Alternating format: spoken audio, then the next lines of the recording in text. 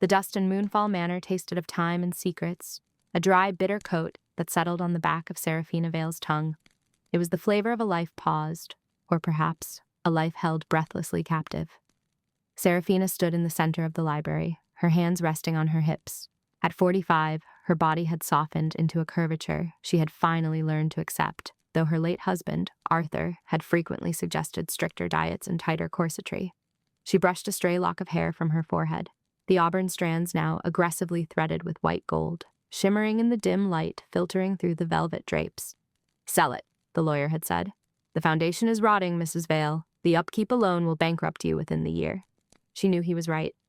Arthur had left her with a title, a crumbling estate in a town she hadn't visited in 2 decades, and a bank account that whispered rather than roared. And yet, standing here amidst the towering shelves of moldering books, Seraphina felt a strange, vibrating hum in the soles of her feet. It was faint, like the distant memory of a cello being tuned. She moved toward the bay window, intending to force the heavy curtains open, but her boot caught on the edge of the Persian rug.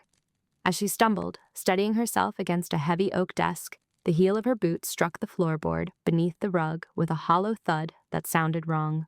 Not solid, not empty, resonant. Seraphina paused. She was a botanist by trade, a woman of soil and roots and tangible things. She understood the architecture of plants, the way a root system could strangle or support. She did not typically go digging into the architecture of houses, but the hum in her feet grew sharper, traveling up her shins, settling like a heavy coin in the pit of her stomach. She knelt, her knees protesting slightly against the hard wood, a reminder of the damp chill that pervaded Moonfall Bay. With a grunt of effort, she rolled back the heavy, dust-caked rug. The floorboard was cut short, a hiding place. It was amateurish, or perhaps simply arrogant. Arthur never expected anyone to look beneath his feet. He had always been the tallest man in the room, the loudest voice, the final word. "What did you bury, Arthur?" she whispered. Her voice sounded rusty to her own ears. She jammed a brass letter opener into the gap in pride. The wood groaned, a high-pitched shriek of old timber before popping loose. The scent that wafted up was not the musty smell of the house. It was sharp, metallic, and terrifyingly familiar. It smelled of ozone and crushed sage. It smelled of a thunderstorm trapped in a jar. Resting in the dark cavity, nestled in a bed of dry insulation, was a box. It was small, forged of black iron, heavy and cold enough to burn her fingertips when she lifted it out. Seraphina sat back on her heels, the box resting in her lap. Her heart hammered a frantic rhythm against her ribs. She knew this box. No, she didn't know the object itself, but she knew the feeling of it. It felt like the headaches she used to get when she was 25.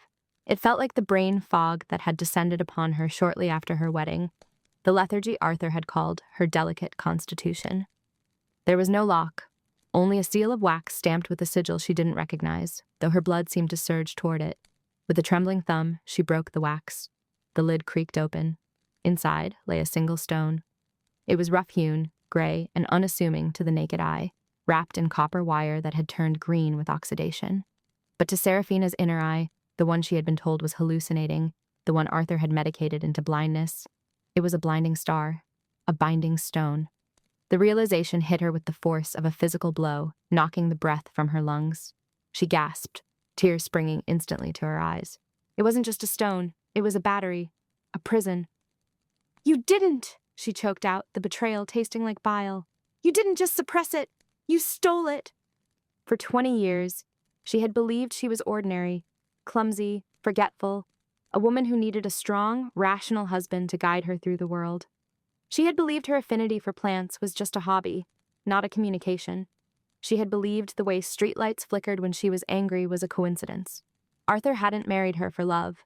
He had married her to drain her, to bottle the chaos of her lineage and bury it under the floorboards so he could have a docile, obedient wife. Rage, hot and liquid, flooded her veins. It was a sensation she hadn't allowed herself to feel in decades. It terrified her. It exhilarated her. Without thinking, driven by an instinct older than her marriage, older than this house, she reached into the iron box and wrapped her fingers around the stone. Crack! The sound was deafening, like a gunshot in a cathedral. The stone didn't just break, it detonated. The energy did not explode outward, it exploded into her. It was a violent, ecstatic intrusion. It rushed up her arm, searing her veins with white-hot fire, slamming into her chest and expanding until she felt her skin might split. Her back arched, a guttural cry tearing from her throat that sounded nothing like Seraphina Vale and everything like the storm outside. The windows of the library, 6 massive, hand-blown panes of glass that had withstood a century of gales, shattered simultaneously, crash. Glass sprayed inward like diamond confetti. The heavy velvet curtains blew horizontal, though there was no wind in the room, only the gale pouring out of Seraphina's skin. Papers flew from the desk, spiraling into a vortex around her kneeling form. The rush was intoxicating. It was better than wine, better than sex, better than safety. It was the return of a limb she hadn't known was amputated. She could feel the damp earth in the garden outside. She could feel the sap moving in the oak trees a mile away. She could feel the electricity arcing in the walls. She was burning. She was drowning. She was finally breathing. Through the ringing in her ears, she didn't hear the front door slam open. She didn't hear the heavy, frantic bootsteps thudding down the hallway. She only realized she wasn't alone when a voice, deep and resonant as a cello's lowest string, cut through the magical static. "Seraphina, get down!" A large, heavy shape collided with her, tackling her to the floor. The scent of rain, wet wool, and expensive cologne engulfed her, momentarily masking the smell of ozone. A body, hard, muscular, and distinctly male, shielded her, pressing her into the Persian rug as shards of glass continued to tinkle down around them. The magic flared in defense, a prickly heat rising on her skin. But the man didn't recoil. He simply held her tighter, his hand cupping the back of her head, protecting her from the debris. Silence slowly reclaimed the room, broken only by the sound of their ragged breathing and the harsh patter of rain blowing in through the ruined windows. The man shifted, pushing himself up on one arm. "Jesus, Fina, are you hurt? I heard the explosion from the driveway. It sounded like the boiler went—" He stopped. Seraphina blinked, her vision clearing. The slate-gray eyes staring down at her were framed by lashes damp with rain. The face was older, carved with lines of stress and logic, the jaw square and tense. His hair, once jet black, was now the color of iron and steel, perfectly matching the pragmatic, unyielding nature of the man beneath it. Gideon Thorne. Her breath hitched. She hadn't seen him since the night she accepted Arthur's proposal. The night Gideon had told her she was making a mistake, not with passion, but with the cold, brutal calculation of an engineer spotting a structural flaw. He was still handsome, unfairly so. He wore the years like armor, his broad shoulders straining the seams of his damp trench coat. But right now, the logic in his eyes was fracturing. Gideon looked at the shattered windows. He looked at the heavy iron box overturned on the floor. Then he looked back at her. He didn't see a helpless widow. He saw the faint, impossible luminescence fading from her skin. He saw the way the dust motes were still swirling around her in a defying gravity orbit. He saw the streak of white in her hair glowing with a pulse that had nothing to do with the ambient light. "It wasn't the boiler," Gideon said, his voice dropping to a gravelly low. It wasn't a question, it was an accusation. Seraphina lay beneath him, her body still humming with the aftershocks of 20 years of magic rushing back into her blood. She felt wild. She felt dangerous. And for the first time in her life, she didn't feel the need to apologize for it. She pushed a piece of broken glass aside and sat up, forcing him to rock back on his heels. She met his gaze, her own eyes, usually a soft hazel, now swirling with flecks of violet and gold. "No, Gideon," she said, her voice dropping an octave, rich with the timbre of the earth itself. She held up her hand, where faint sparks of raw energy still danced between her fingertips. "It wasn't the boiler." Gideon stared at her hand, his pupils constricting. He was a man of steel and concrete, a man who built bridges that defied gravity through mathematics, not miracles. She could see his mind working, trying to categorize what he was seeing into a blueprint he could understand, trying to find the wires, the mirrors, the trick. He reached out, his large, calloused hand hesitating before gripping her wrist. His touch was grounding, warm, and purely human, a stark contrast to the ethereal storm raging inside her. "You're burning up," he murmured, his brow furrowing. "Fina, what the hell is happening?" The whole house shook. "The foundation." "To hell with the foundation," she snapped, the power in her voice cracking the veneer of the polite society woman she had played for so long. A gust of wind howled through the broken windows, extinguishing the lamps. Darkness swallowed the room, save for the unnatural, rhythmic glow pulsing from Seraphina's skin. Gideon didn't let go of her wrist. If anything, his grip tightened. He wasn't running. He was assessing the threat. "Explain," he commanded, his tone clipped and authoritative. Serafina laughed, a jagged sound that bordered on hysteria. She looked at the man she had almost loved, the man who represented everything safe and solid and real, and she smiled. It was a smile full of teeth and tragedy. "I can't explain, Gideon," she whispered, leaning in until she could smell the rain on his skin and the fear radiating off him in waves. "But I think I just woke up." Above them, the chandelier began to sway violently, the crystals singing as the magic she could no longer control began to rise again, seeking an outlet. Dear listeners, please leave a comment about which city you are listening from and subscribe to the channel in the name of love. This will support me and give me inspiration for new stories. The morning sun did not gently touch the ruins of the conservatory, it interrogated them. Bright, unforgiving beams sliced through the dust motes dancing in the stagnant air, illuminating the jagged crack that now ran down the center of the east wall like a lightning bolt frozen in stone. Serafina Vale stood amidst the debris of her previous life and the terrifying bloom of her new one, clutching a mug of herbal tea that had long since gone cold. She brought the ceramic to her lips, inhaling the steam, mugwort, and peppermint. It was supposed to ground her, to settle the chaotic hum that had been vibrating beneath her skin since the incident last night. Instead, her hands trembled, the dark liquid rippling in sympathy. A structural anomaly. That was what she had told the insurance company. A freak, localized tremor. That was what she had told the neighbors. But the house knew better.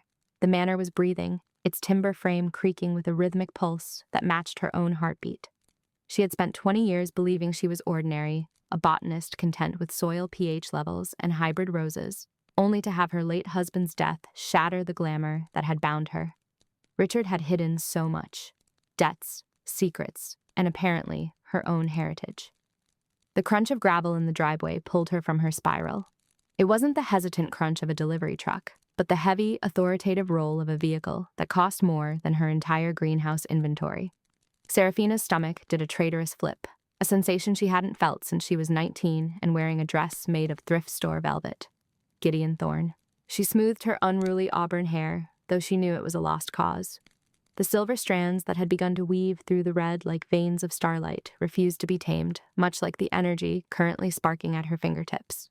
She wiped her hands on her linen trousers, smelling the faint scent of sage she couldn't seem to scrub away, and walked to the front door. When she opened it, he was already standing on the bottom step, looking up at the facade of Moonfall Manor with a frown that etched deep lines around his mouth. Time had not been kind to Gideon. It had been an artist. It had taken the lanky, intense boy she had once kissed under the bleachers and sculpted him into something formidable. He was broad now, his shoulders filling out a charcoal coat that looked tailored to within an inch of its life. His hair, once a raven black, was now the color of iron and salt, cut close to a skull that held a brain obsessed with load-bearing walls and tensile strength. "Serafina," he said. His voice was a low rumble, a cello note played in a hollow room. It vibrated in her chest. "Gideon," she tried for breezy, but it came out breathless. "Thank you for coming on such short notice. I know you don't usually do residential assessments anymore." He finally looked at her, his eyes the color of slate roofing tiles, impenetrable, cool, and devastatingly pragmatic. "For anyone else, I don't. For the woman who claims her living room wall cracked open because of a draft, I make an exception." He stepped past her, bringing with him the scent of rain, expensive wool, and the crisp, metallic tang of ozone. It was the smell of order entering a chaotic system. He didn't touch her, but his proximity sent a prickle of heat racing up her arm, raising gooseflesh. "It was a very strong draft," Serafina lied, closing the heavy oak door. The latch clicked shut with a sound like a pistol hammer. "The report said the chandelier started swinging before the floor gave way," Gideon said, walking straight toward the parlor without needing directions. He remembered the layout. Of course he did. He had spent half his youth in this house, sneaking out of the very windows he was now here to condemn. "Old houses settle, Gideon. You know that." "Houses settle, Fina. They don't implode." He stopped at the threshold of the parlor, his back to her. He went still. Serafina came up beside him, bracing herself. The damage looked worse in the daylight. The plaster had blown outward, exposing the lath and the dark, ancient brick beneath.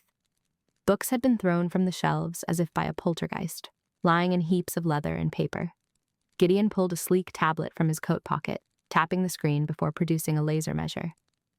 "This isn't settling," he murmured. his professional mask slipping just enough to reveal the concern beneath. Look at the fracture lines. They radiate outward from a central point. It looks like an explosion, but there's no scorch marks, no gas residue.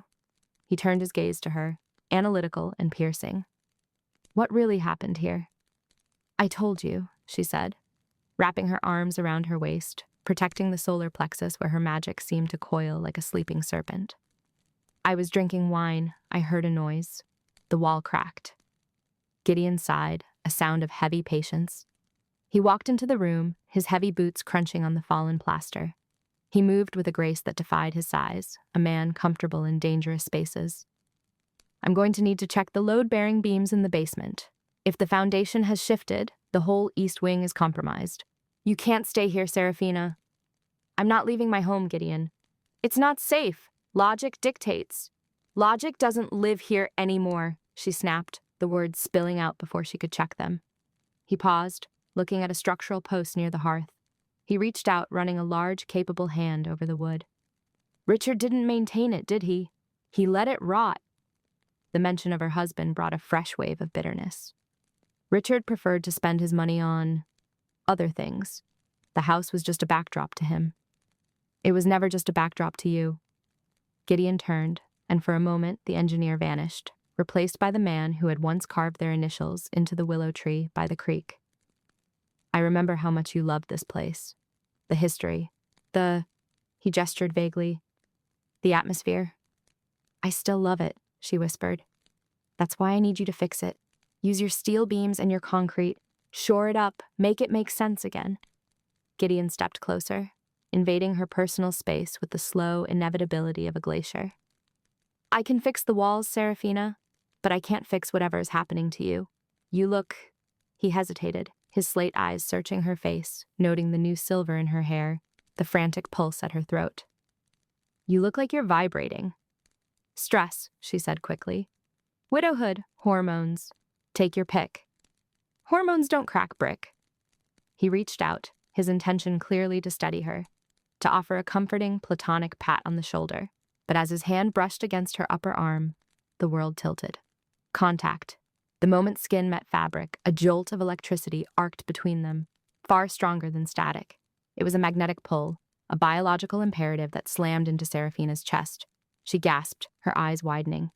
Gideon flinched, pulling his hand back slightly, but he didn't retreat.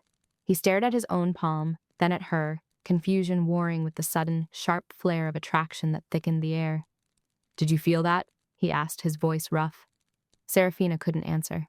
Behind Gideon, unnoticed by his rational mind, the potted ivy on the mantel had begun to move. It didn't sway in a breeze, it grew. A tendril, thick and vibrant green, unfurled with terrifying speed, spiraling silently toward the ceiling. It twisted like a lover's hand, seeking purchase on the cracked plaster. Static, she choked out, her eyes locked on the plant behind his left shoulder. Dry air. Old house. Gideon shook his head, stepping in again. He was drawn to her, a moth to a flame he didn't believe in. It's been 20 years, Fina. Why did you never call? Even after... He didn't finish the sentence. Even after you realized Richard was a cold-hearted bastard. I couldn't, she said, tears pricking her eyes. The ivy was moving faster now, feeding off her distress. It was creeping across the ceiling beam directly above his head. If he turned around, if he saw the impossibility of it, everything would be over. He would deem her insane. He would leave. Why? He placed his hand on the wall next to her head, leaning in. It was an intimate, interrogative pose. He was trapping her, demanding answers she couldn't give. We were good together, before the world got in the way. You wanted blueprints, she whispered, the scent of him, soap, musk, and capability, drowning out the sage. You wanted a life that could be measured and planned. I was never that girl, Gideon, and I'm certainly not that woman. Maybe I'm tired of plans, he murmured, his gaze dropping to her lips. For a second, just a second, the engineer was gone. There was only the hunger of a man who had spent 2 decades starving himself of the one thing he couldn't calculate. Snap. The sound was loud, organic, and wet. It was the sound of a root forcing its way through mortar. Gideon spun around, his reflexes honed by years on construction sites. What the hell was that? Seraphina lunged forward, grabbing his lapels and physically shoving him back, away from the fireplace. Mice! Rats! Big ones! Gideon held his ground, easily resisting her shove. He stared at the mantle. The ivy had stopped moving the instant her focus shifted to protecting him, but it was now 3 feet longer than it had been a minute ago, its leaves shivering with an unnatural gloss. That plant, Gideon said slowly, his brow furrowing. He walked toward it. It's grown into the fissure. It's a vigorous species, Seraphina babbled. Kudzu hybrid. Very invasive. Gideon reached up and tugged at a vine. It held fast, strong as steel cable. He frowned, pulling a flashlight from his belt and shining it into the crack where the ivy had rooted deep into the darkness of the wall. This isn't just surface growth. It's acting like a structural tie. It's holding the brickwork together. He looked at her, his expression unreadable. If I cut this, the chimney might collapse. Then don't cut it. It's vegetation, Seraphina. It retains moisture. It will rot the house from the inside out. He reached for the multi-tool on his belt, flipping out a serrated blade. No, Seraphina shouted, thrusting her hand out. She didn't mean to do it. She only wanted to stop him. But a pulse of silver light, visible only for a microsecond, distorted the air. The multi-tool flew from Gideon's hand as if slapped away by an invisible ghost, skittering across the floor and sliding under the sofa. Silence slammed into the room. Heavy. Absolute. Gideon stood frozen, his hand still raised, empty. He looked at his hand. He looked at the tool across the room. Then, slowly, terrifyingly, he turned his head to look at her. I dropped it, he said. It wasn't a statement. It was a question. He was begging her to agree with the laws of physics. You dropped it, she agreed, her heart hammering against her ribs like a trapped bird. You were startled. He didn't look convinced. He looked like a man who had just seen a mathematical equation equal purple instead of a number. He crouched down, retrieving the tool, but instead of standing up, he paused. He shined his flashlight under the heavy oak sofa. There's something here, he said, his voice changing. The romance was gone. The professional curiosity was back, sharper than before. The plaster didn't just fall. It was pushed. Pushed. Gideon lay on his stomach, oblivious to the dust ruining his coat, and reached into the hole in the baseboard that the tool had slid near. He grunted, leveraging something out. There's a false cavity behind the skirting board. Richard, or someone, bricked something in. Seraphina felt a cold dread wash over her, chilling the magical heat in her blood. Gideon, don't touch it, please. We can call someone. I am the someone, Fina. With a grunt of exertion, he dislodged a loose brick. Behind it sat a box. It was made of lead, dull and heavy, etched with symbols that made Seraphina's eyes water just looking at them. It wasn't construction material. It was a prison. As Gideon's fingers grazed the lead surface, the house didn't just creak. It screamed. A low, resonant thrumming noise rose from the floorboards, vibrating through the soles of their shoes. The windows rattled in their frames violently. The ivy on the mantel lashed out, no longer hiding, wrapping around the fireplace poker. Gideon scrambled back, the box in his hand, his face pale. What is this? Is this a gas line? Is it vibrating? Put it back, Seraphina cried, feeling the wards of the house collapsing in a domino effect. The box had been an anchor, and he had just pulled it up. Gideon, put it back now! It's warm, he whispered, horror dawning in his slate-gray eyes. He looked at the box, then at her. Seraphina, why is the lead warm? Before she could answer, the lid of the box popped open with a hiss of pressurized air. Shadows, thick, inky, and smelling of ancient rot, spilled out, swirling around Gideon's hands like oil in water. He couldn't see the shadows, but he could feel the cold. He gasped, dropping the box, but the shadows didn't dissipate. They shot toward Seraphina, slamming into her chest with the force of a physical blow. She was thrown back against the cracked wall, the breath knocked out of her. The house groaned, a sound of structural failure, and the floor beneath Gideon began to tilt. Fina! He roared, lunging for her as the floorboards between them splintered upward, creating a jagged chasm of wood and darkness. He reached across the widening gap, his hand outstretched, his eyes wide with a fear that had nothing to do with blueprints. Take my hand! Seraphina looked at his hand, strong, calloused, human, and then down into the darkness opening up in her living room. She could feel the power from the box flooding her veins, wild and toxic, waking things that should have stayed asleep. I can't, she whispered, her eyes glowing with a faint, terrible gold light. "If I touch you now, Gideon, I'll burn you alive." The golden fire in Seraphina's veins receded as quickly as it had surged, sucking the air out of the room and leaving a taste of copper and ozone on her tongue.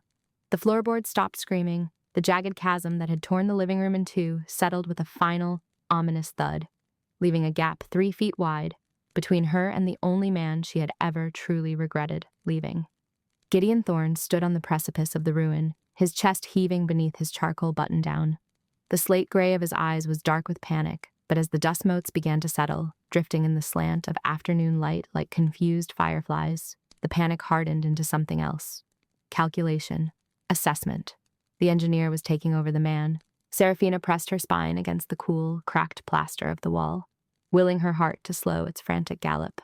She tucked her trembling hands behind her back, hiding the lingering sparks that danced beneath her skin. He hadn't seen the gold. He couldn't have. To a man like Gideon, the world was built on load-bearing walls and tensile strength, not ancient bloodlines and chaotic magic. "Fina?" His voice was a low rumble, vibrating through the floorboards to the soles of her feet. "Are you injured?" "I'm fine," she managed, her voice husky. It sounded like she had been screaming, though she hadn't uttered a sound. "Just shaken." Gideon narrowed his eyes, scanning her from the other side of the gap. He looked at the shattered wood, the black darkness of the crawl space revealed below, and then back to her face. That wasn't just old wood giving way. The entire joist system sheared. I felt the vibration in the driveway before I even stepped onto the porch. He crouched down, balancing effortlessly on the edge of the abyss. The fabric of his trousers pulled taut against powerful thighs. Even now, with her house trying to swallow her whole and her magic threatening to burn the world down, Seraphina felt that treacherous, familiar pull. He was solidity in a world of smoke. He was the anchor she wasn't allowed to have. "Stay there," he commanded, his tone brokering no argument. "The support beam on your side looks compromised. If you move toward the hallway, the rest of this section could go." "Gideon, please! You should leave! It's not safe!" "You think I'm leaving you stranded on an island of rotting timber?" He scoffed, a sharp, incredulous sound. He stood up, testing the floor behind him, then scanned the room. "I'm coming over to get you." "No!" The word burst out of her, sharper than she intended. The air around her crackled, a vase of dried lavender on the mantelpiece rattling violently. She clenched her fists, forcing the energy down, grounding it into the imaginary roots extending from her heels. "I mean, don't risk it. I can climb out the window." Gideon ignored her. He grabbed a heavy oak chair from the dining set, dragged it to the edge, and in one fluid motion laid it across the gap. It wasn't a perfect bridge, but for a man of his agility, it was enough. He vaulted across, landing lightly on her side of the room. Before she could retreat, he was there. He didn't grab her. Gideon was too careful for that. He caged her with his presence, placing one hand on the wall beside her head, leaning in until all she could smell was rain, expensive drafting paper, and the warm, musk scent of his skin. "Look at me," he murmured. She lifted her chin, meeting his gaze. His face was older now, etched with lines around the eyes and mouth that hadn't been there 20 years ago. But the silver at his temples only made him more striking, like a mountain dusted with the first snow of winter. Dangerous, beautiful, and enduring. "Did you hit your head?" he asked softly, his thumb grazing her cheekbone. His touch was rough, calloused from years of handling rebar and stone, yet agonizingly gentle. "Your eyes. For a second, I thought I saw a flash. A reflection, maybe." A reflection, of course. Logic was his shield. "The dust," she lied, the falsehood tasting like ash. "The light plays tricks in this old house, Gideon. You know that." He held her gaze for a long moment, searching for cracks in her story before finally exhaling and dropping his hand. The loss of warmth was instant and bitter. He stepped back, turning his attention to the hole in the floor. "This isn't just neglect, Seraphina. This is structural failure on a catastrophic level. The foundation has shifted, significantly. I don't know if it's subsidence or water damage, but this house isn't safe." "It stood for 200 years, she said defensively, crossing her arms. She couldn't tell him that the house was reacting to the death of her husband, to the unbinding of the suppression spells he'd secretly placed on her. The house wasn't broken. It was waking up, cranky and disjointed, just like her. And it might not stand for 200 more minutes, Gideon countered, his voice rising. He swept a hand toward the ceiling, where a new hairline crack was spiderwebbing across the plaster. Look at that. The load path is interrupted.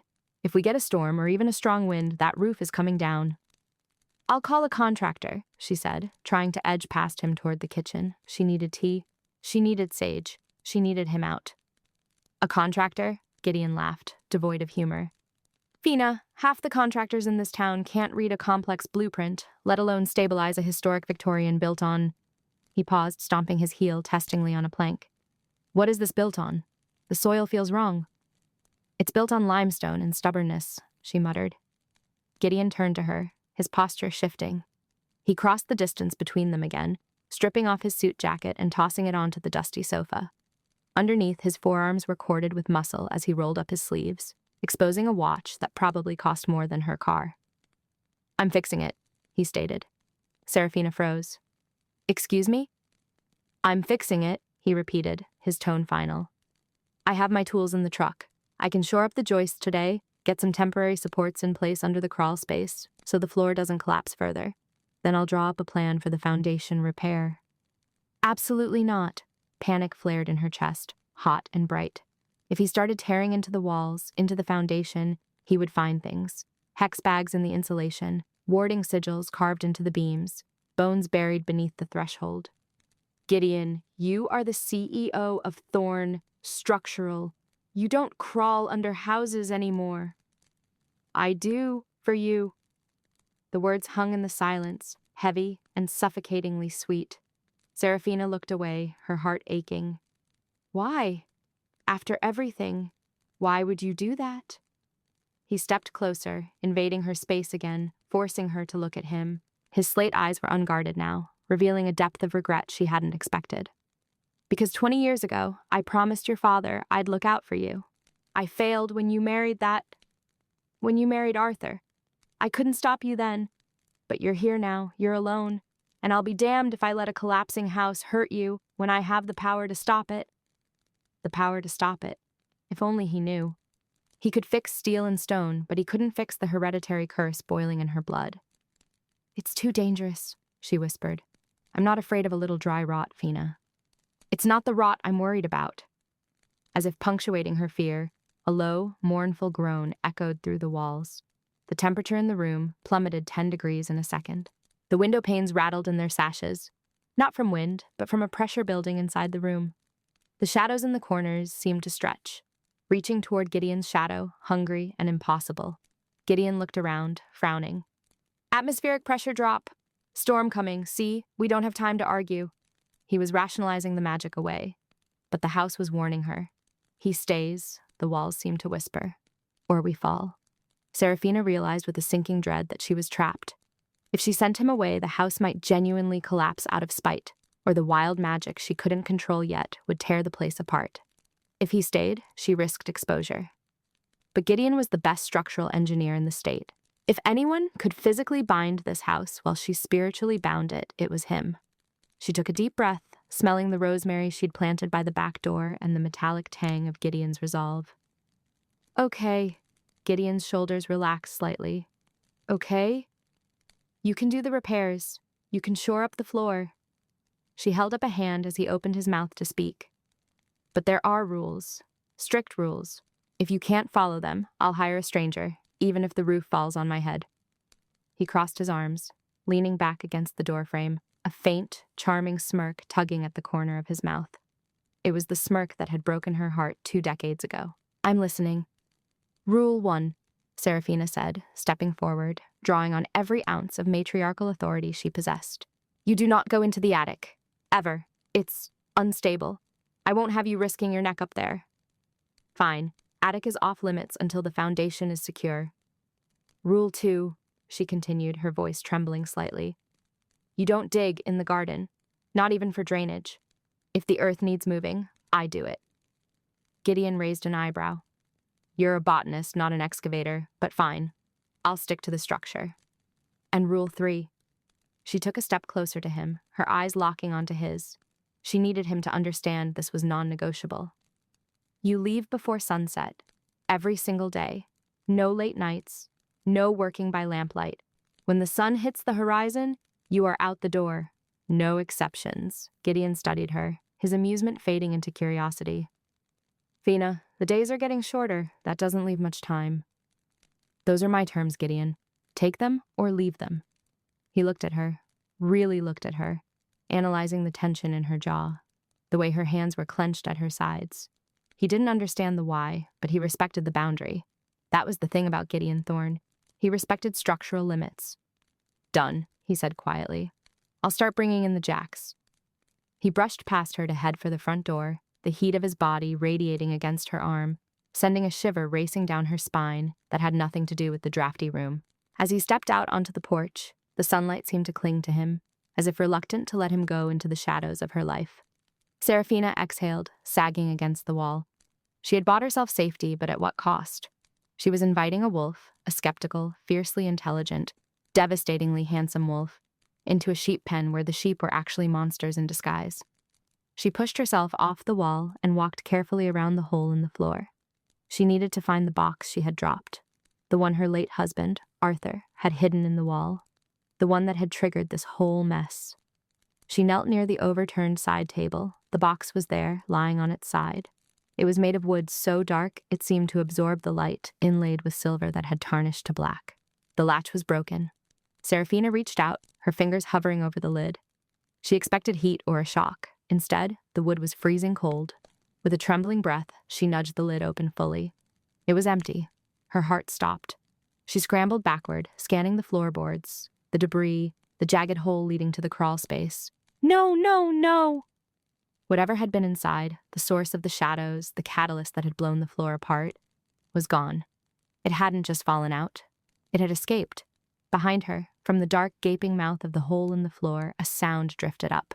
It wasn't the groan of settling wood. It wasn't the wind. It was the distinct, wet sound of something dragging itself across the dirt in the crawl space. And it was moving toward the front door, right where Gideon was unloading his truck. The sound of dragging weight stopped Serafina's heart colder than the grave dirt beneath the manor. It was a wet, heavy slither, the friction of something amorphous pulling itself against the joists of the floor below. Slap, drag, slap, drag. It was moving toward the foyer, toward the front door. Gideon, she whispered, the name tasting like ash on her tongue.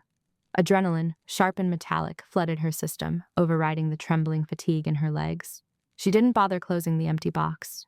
She turned and ran, her boots thudding against the hallway runners, the ancient house seeming to groan in sympathy with her panic.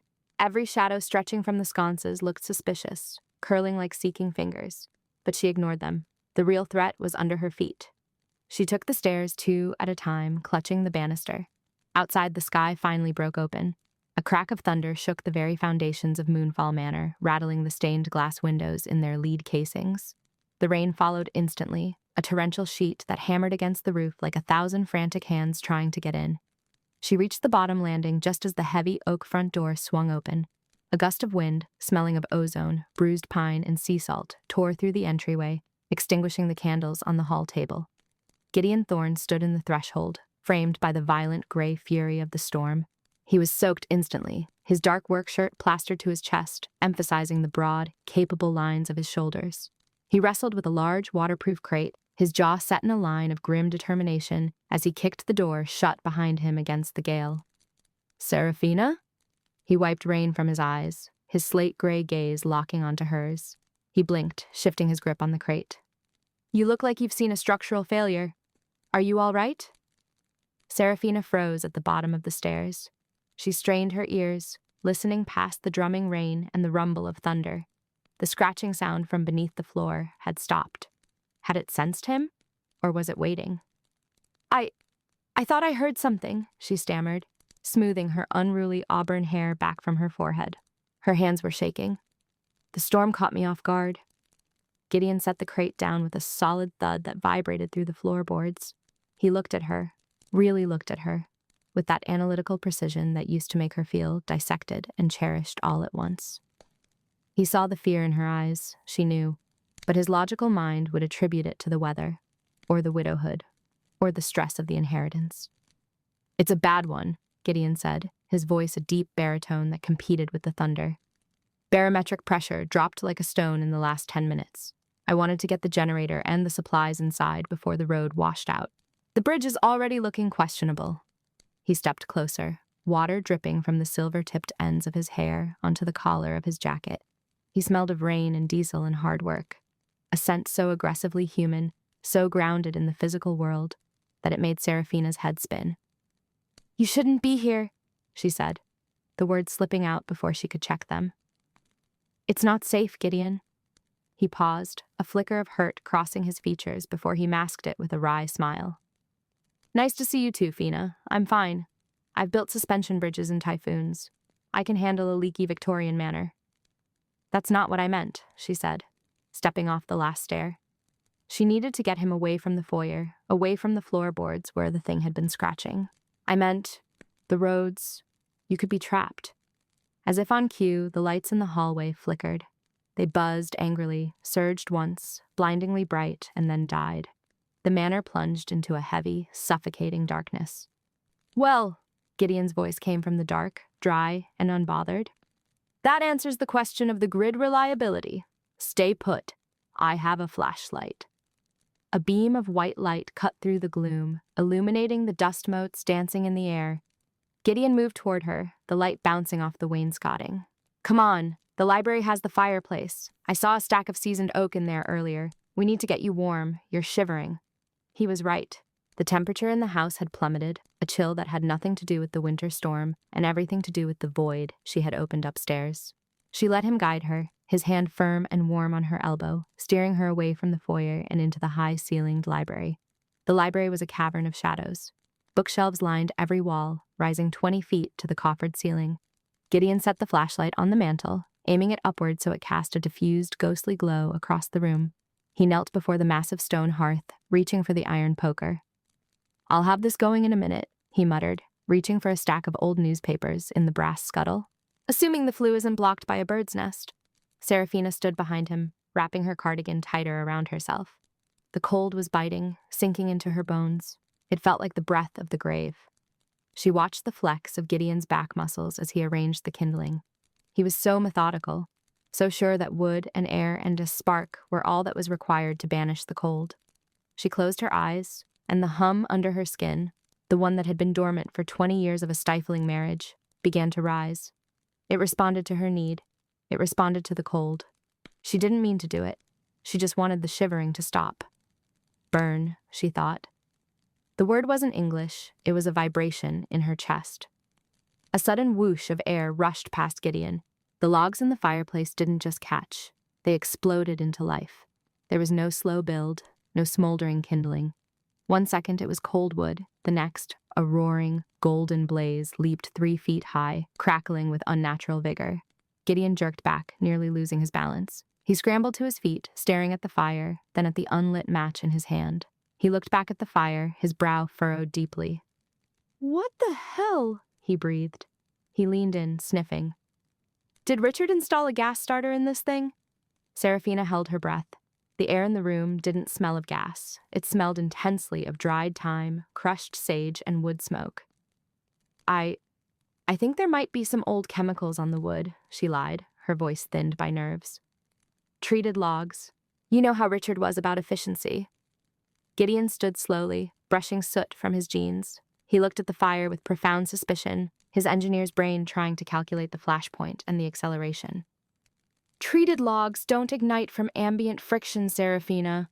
That was—" He trailed off, shaking his head, as if physically discarding the impossibility. "Draft. Must have been a downdraft carrying a spark from somewhere." He turned to her, the firelight catching the silver at his temples, turning his eyes to pools of molten slate. The skepticism remained, but his concern for her overrode it. "You're still pale." He walked over to a crystal decanter on the side table. "Richard's Reserves. Single malt. Aged longer than we've been apart." He poured 2 generous fingers into heavy tumblers and walked back to her. "Here. Medicinal." Serafina took the glass. Their fingers brushed. The contact was electric, a jolt that had nothing to do with magic and everything to do with biology.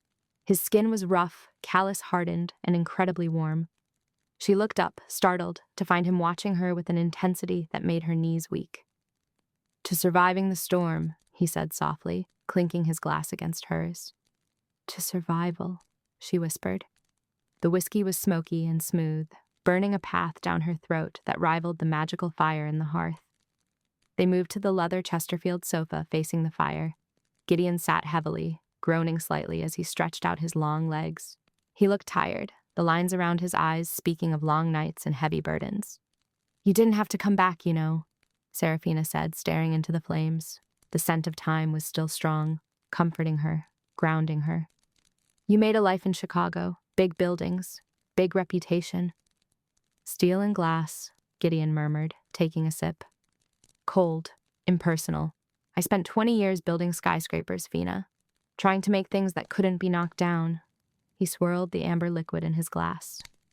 Then I heard Richard passed, and I heard you were coming back here alone. He turned his head, resting it against the back of the sofa, looking at her profile. I realized I didn't care about the skyscrapers anymore. Seraphina's breath hitched. She turned to face him. The space between them on the couch felt charged, thick with the unspoken words of 2 decades. Gideon, he hid you away, Gideon said, his voice dropping, gaining a rough edge. I saw the photos, the society pages. You looked like a porcelain doll in a display case, but that's not you. I remember you with dirt under your fingernails, climbing the old oak at the edge of town, smelling like rain and wild mint. He reached out, his hand hovering for a moment before he tucked a stray lock of hair behind her ear. His touch was hesitant, reverent. I missed the wildness of you. Tears pricked Seraphina's eyes.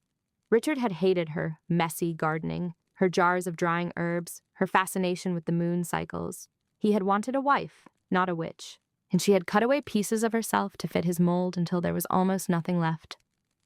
I forgot how to be wild, she confessed, her voice trembling. I think I'm trying to remember. You haven't forgotten, Gideon said firmly. His hand lingered on her cheek, his thumb brushing her cheekbone. It's still there. I saw it in your eyes when I walked in. Fire. You have fire in you, Seraphina. You always did. The atmosphere in the room shifted.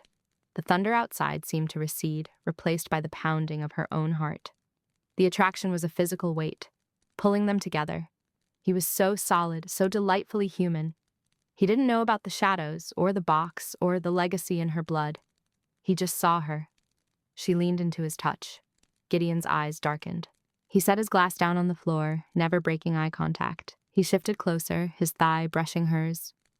Fina, he breathed. She parted her lips. He leaned in, the scent of rain and whiskey intoxicating her. She wanted this. She wanted to be kissed by a man who believed in blueprints and gravity, a man who could anchor her to the earth while her spirit tried to fly apart. His lips were inches from hers. She could feel the warmth of his breath. Then the fire flickered. It wasn't a wind. The flames didn't blow out. They turned wrong. The gold leached out, replaced by a sickly, greenish-violet hue. The heat vanished instantly, replaced by a meat locker chill. Gideon froze. He pulled back slightly, his engineer's instincts screaming that something physical had just violated the laws of thermodynamics. The fire! Seraphina looked past his shoulder. The shadows in the corner of the library, the ones cast by the tall bookshelves, were detaching themselves from the wall. They weren't just absences of light. They were 3-dimensional, oily, and undulating. They pooled on the Persian rug, ignoring the light from the fireplace, sliding toward the sofa like spilled ink. Gideon, Seraphina whispered, the desire in her veins turning to ice. Don't move. It's a downdraft, Gideon said, though his voice lacked conviction. He stood up, placing himself between her and the fireplace, shielding her. The chimney must be blocked. The smoke is displacing the oxygen. No, she said, rising to stand behind him. It's not smoke. The ink puddle moved. It didn't flow. It ratcheted forward with a jerking motion. From the center of the darkness on the rug, a shape began to rise. It looked like a man, but elongated, stretched thin like taffy. It had no face, only a smooth, blank surface where features should be. Gideon stared. He blinked hard, shook his head, and looked again. My eyes, he muttered, rubbing his temple. Fatigue. Carbon monoxide, maybe? He took a step toward the shape, hand outstretched as if to wave away the hallucination.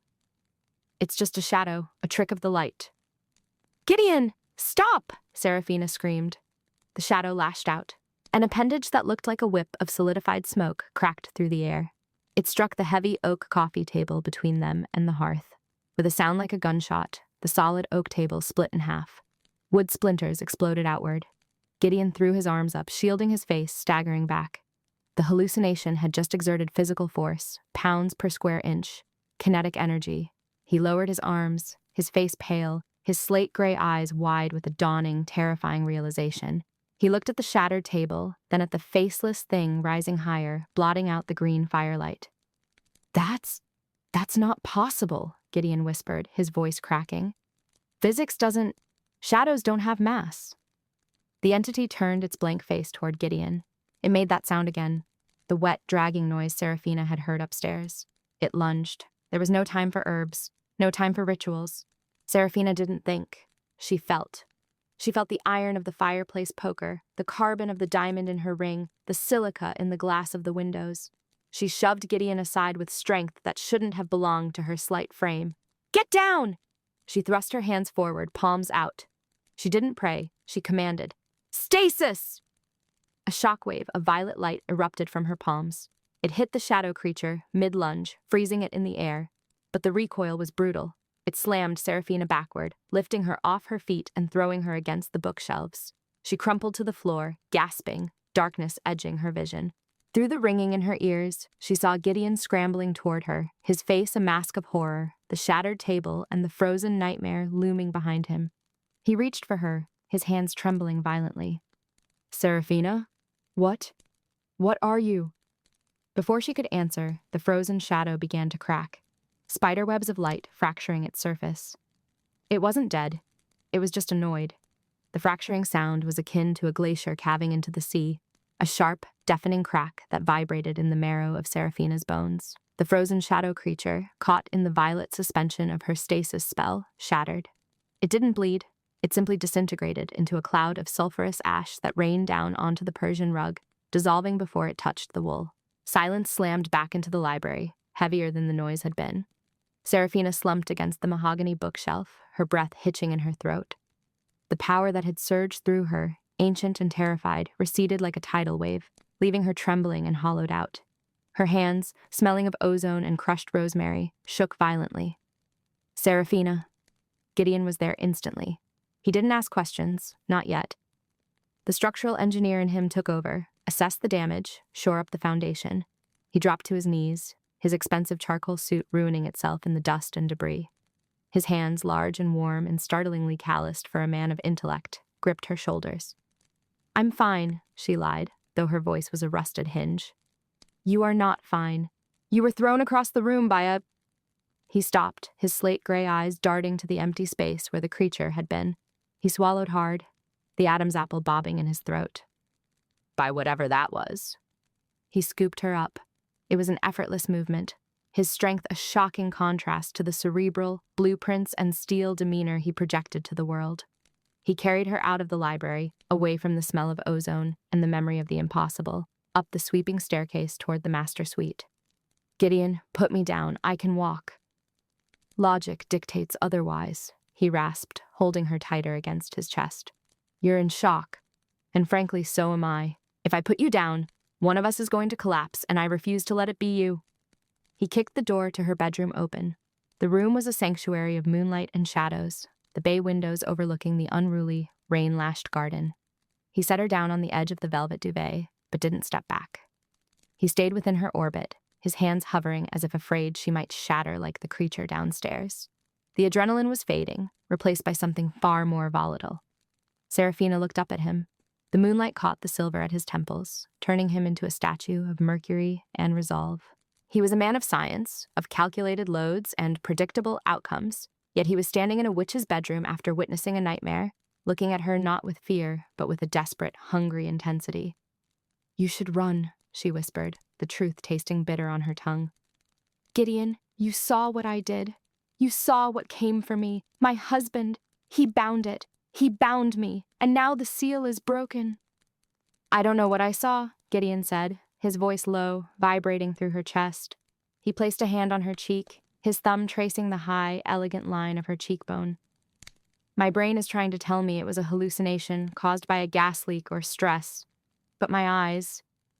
He leaned in, his forehead resting against hers. My eyes saw you, magnificent and terrifying. The proximity was dizzying. The scent of him, rain, expensive tobacco, and warm, living skin overwhelmed the smell of magic. The brush of his breath against her lips sent a jolt of electricity down her spine that had nothing to do with spells. It's dangerous, she warned, though her hands betrayed her, rising to clutch the lapels of his jacket. I am dangerous. I've spent my life building structures to withstand hurricanes and earthquakes, Seraphina, he murmured, his gaze dropping to her mouth. I'm not afraid of a little turbulence. When he kissed her, it wasn't tentative. It was a reclaiming. It was the crash of the ocean against a cliff face, inevitable and eroding. He kissed her with the desperation of a man who had stared death in the face and needed to prove he was still alive. Seraphina unraveled. Decades of suppression, of hiding the hum in her blood, of playing the role of the dutiful, normal wife, disintegrated. She met his passion with a ferocity that startled a groan out of him. They moved together in a blur of urgency. Clothes were discarded, barriers of silk and wool shed like old skin. When skin finally met skin, the heat was scorching. Gideon's hands were everywhere, mapping her body with reverence and possession. He traced the curve of her hip, the dip of her waist, treating her 45-year-old body not as something fading, but as a masterpiece finally unveiled. Beautiful, he breathed against her neck, his hands tangling in her auburn hair, exposing the streaks of white gold to the moonlight. God, Seraphina, you are endless. She pulled him down onto the bed, the velvet quilt cool against her back, contrasting the furnace of his weight on top of her. There was no room for shame here, no space for the insecurities of age. There was only the friction of skin, the heavy rhythm of their breathing, and the undeniable magnetic pull that had been simmering between them since she returned to Moonfall Manor.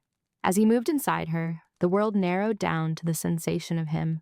He was solid, real, a tether to the earth when she had spent so long floating in the ether. He didn't rush. He took her with a slow, deliberate rhythm that bordered on torture, his eyes locked on hers, demanding she stay with him, demanding she feel every second of it. And she did. She felt everything. The dormant power in her veins began to sing, harmonizing with the pleasure. It started as a warmth in her chest, a golden heat that spread to her fingertips. As the pleasure coiled tighter, winding her up like a clock spring, her control began to slip. "Gideon," she gasped, arching into him, her nails digging into his shoulders.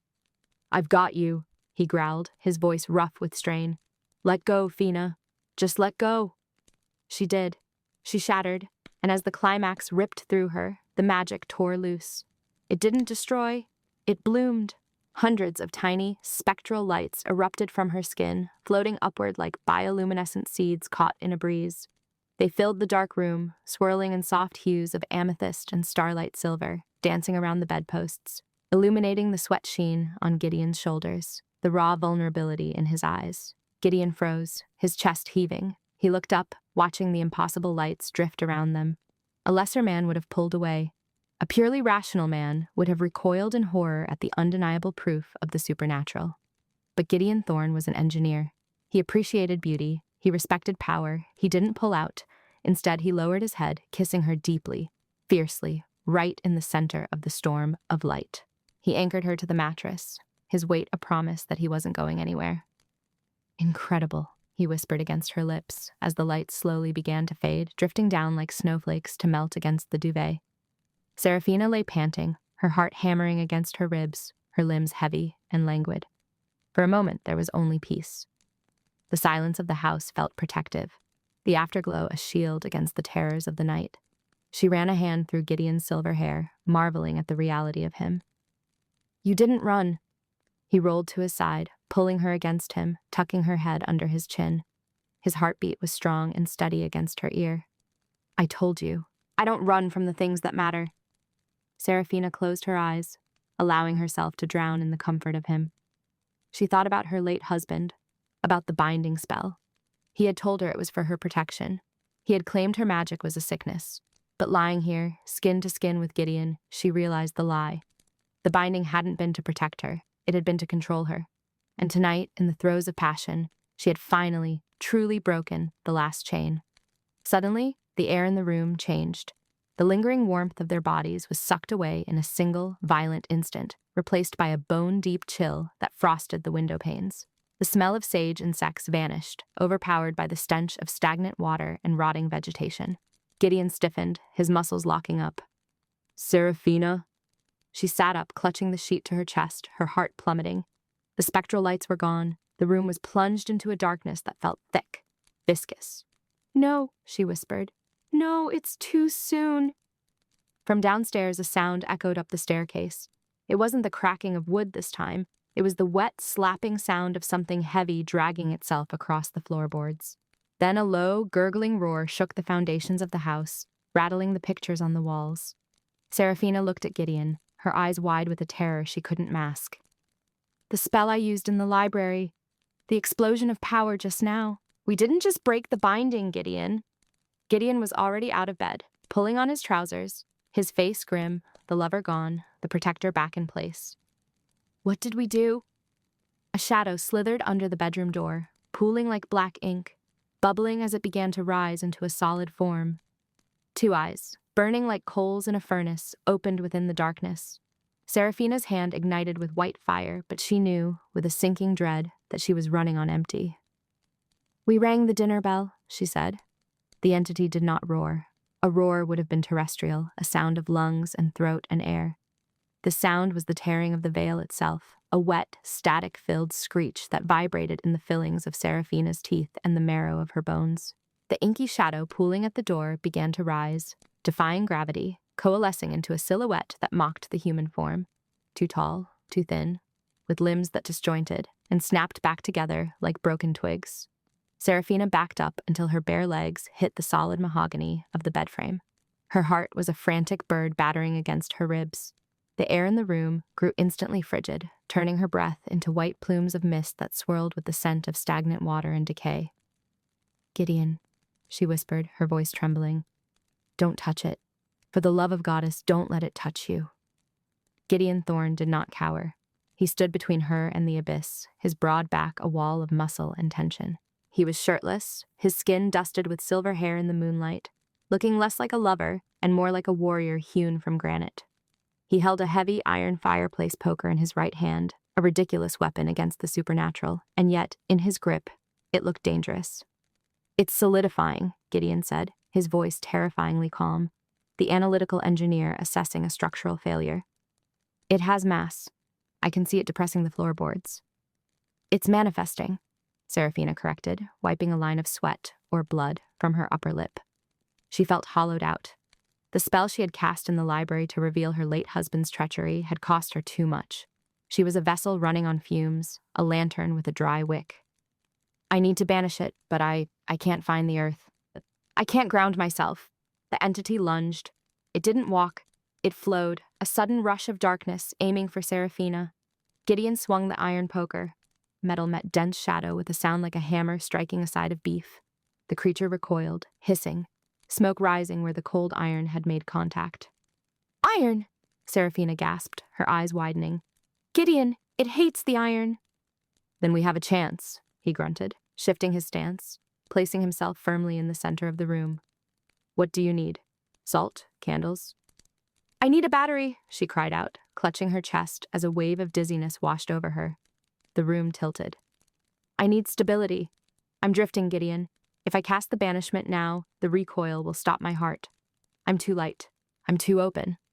The shadow recovered, growing larger, filling the doorway, blocking the exit. The stench of rotting lilies filled the room, choking the oxygen. It was feeding on her fear, on the raw, chaotic magic leaking from her pores. Gideon turned to her, dropping the poker with a heavy clang. He ignored the monster rising behind him to close the distance between them. His slate-gray eyes, usually so cool and detached, burned with a fierce, possessive intensity. He grabbed her upper arms, his fingers digging into her flesh, warm and callous and shockingly real. "Use me," he commanded. "What? You need ground? You need weight?" He shook her once, hard, snapping her focus back to him. "I am the ground, Seraphina. I am the structure. I don't believe in your ghosts, but I believe in mass, and I believe in force. Anchor yourself to me." She looked at him, this man of blueprints and steel, of logic and skepticism. and saw exactly what she needed. He was the trellis. He was the iron rebar inside the concrete. He was the immovable object. "This will hurt," she warned, tears pricking her eyes. "It's not electricity, Gideon. It's soul fire." "Do it," he snarled, spinning them around so her back was pressed flush against his chest. He wrapped his arms around her waist, locking his hands together, pulling her tight against his torso. He buried his face in the crook of her neck, his breath hot against her cold skin. "I've got you. You cast. I hold. Nowhere else to go." Serafina closed her eyes and stopped fighting the vertigo. Instead, she leaned back into him. She felt the heavy thud of his heart against her spine, a rhythmic hydraulic drumbeat. She smelled the starch of his trousers, the cedar of his soap, and the distinct, metallic tang of pure masculine resolve. She visualized roots not growing from her feet, but from his. She pushed her energy into him, and instead of rejecting it, he absorbed it, grounding it through his legs, down through the floorboards, through the foundation he had inspected only days ago, and deep into the bedrock of the manor. He is the iron anchor. Power surged back up through the connection. It wasn't wild, chaotic magic. It was filtered through him, stable, cold, heavy. It felt like holding a diamond. Serafina raised her hands, palms facing the encroaching darkness. "Exiab hac domo!" she screamed, her voice deepening, layering with a resonance that wasn't human. "Vide retro in tenebras!" the entity shrieked, a sound of grinding glass. It lashed out with a tendril of black smoke, striking Serafina's shoulder. The pain was searing, like a brand, but she didn't fall. Gideon held her. His grip tightened until her ribs ached, his body absorbing the kinetic force of the blow. "Hold on," Gideon growled against her ear, his voice rough with strain. She could feel his muscles trembling, hard as stone, fighting the impossible physics of the room. He wasn't using magic, he was using sheer force of will. He was refusing to let reality bend. "By the blood of the earth, by the iron of the stone," Serafina chanted, the words flowing from a memory older than her own life. "I revoke your invitation." She imagined the light inside her. Not a flickering candle, but a welder's arc, blinding and hot. She drew on Gideon's strength, his stubborn refusal to yield, and focused that white-hot beam into her palms. Boom! The explosion was silent, a concussion of air and light that blew the curtains horizontal and shattered the glass of the vanity mirror. The shadow entity dissolved, shredded by the intense pressure of the banishment. It didn't fade. It was obliterated, torn apart atom by spectral atom, sucked out of the room as if a vacuum seal had been broken. The silence that followed was deafening. For a long moment, neither of them moved. They stood locked together in the center of the room, illuminated by the moonlight pouring in through the window. The air still smelled of ozone and burnt sage, but the rot was gone. Serafina's knees buckled. She would have hit the floor if Gideon hadn't been holding her up. He slowly lowered them both, sitting on the edge of the bed, pulling her onto his lap. He was breathing hard, his chest heaving beneath her cheek. She lifted her head, trembling to look at him.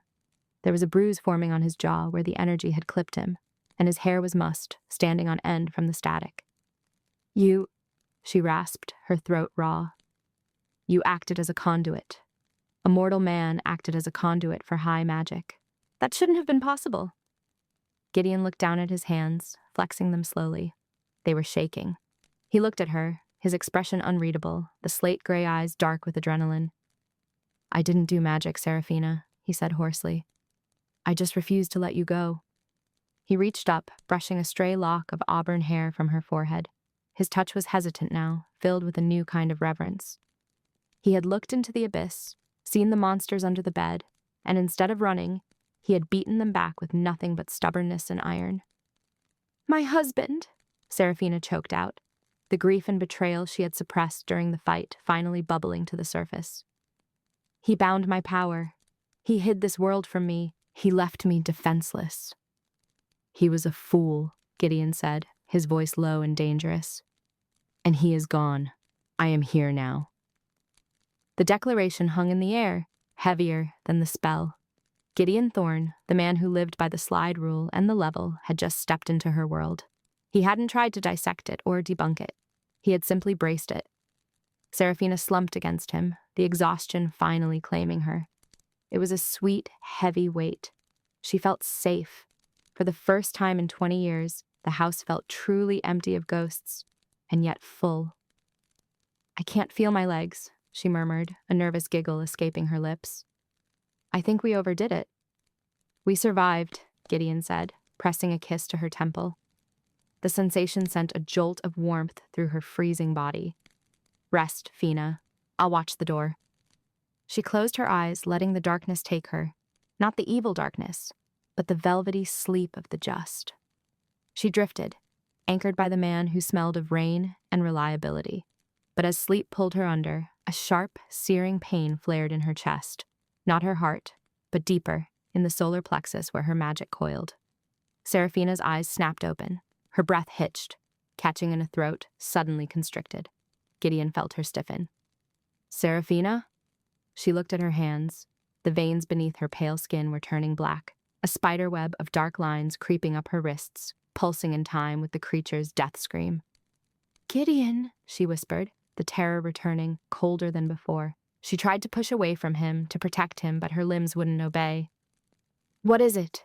His voice rose, panic finally cracking his stoic facade. He grabbed her wrists, staring in horror at the spreading darkness. "The anchor," she gasped, realizing the terrible mistake too late. "We didn't just banish it, we completed the circuit." The black lines raced up her neck. Her vision began to tunnel, the room fading into a gray static. "I grounded it," she choked out, her voice failing. "But I grounded it into us." The last thing she saw was Gideon's face, pale and shouting her name, before the darkness swallowed her whole.